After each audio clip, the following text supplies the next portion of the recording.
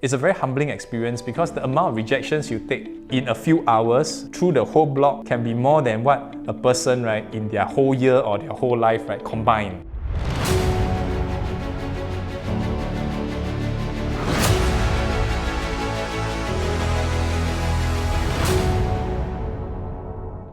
"13 years ago, when I came in 2007, one of the few ways of how we find clients, right, was through cold calling, right? During those days, they didn't have much PDPA issues, right? So we cold called, and the experience was very interesting, right? Because we just dialed numbers and we spoke to strangers, and from there we became friends and they became clients, right? So it was a very refreshing experience, but it was difficult because every appointment was like a blind date, right? No one knows who I was, I didn't know who they were. And this was a life skill. I realized that, I can speak to anybody and we can get instant connections very quickly. Fast forward from this cold call, and we did 3-4 years of door knocking. And this experience was also fairly refreshing because as an undergraduate, I need to spend my weekends and some weekday nights, right, and public holidays just knocking on doors of people to update them about CPF shield plans and how they can benefit from enhancing all these shields. And some of the very interesting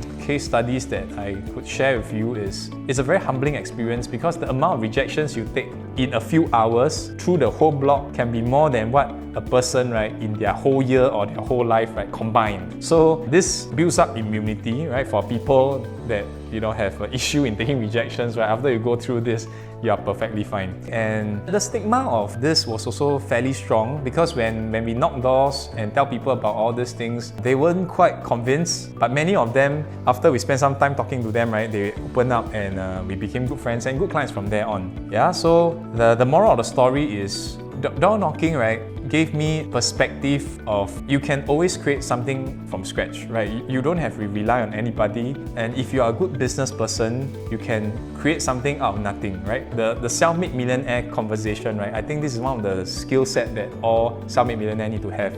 Right? It's not given network or it's not a given set of resource, right? It's your resourcefulness, but not your resources, right? That makes a difference. And from all those clientele base that build up, whether it's through cold call and door knock, right? Because of the good work that you do, they will recommend you to their family members, and that's what they did. And over the last decade, right, I have over 1,000 clients because of those goodwill referral.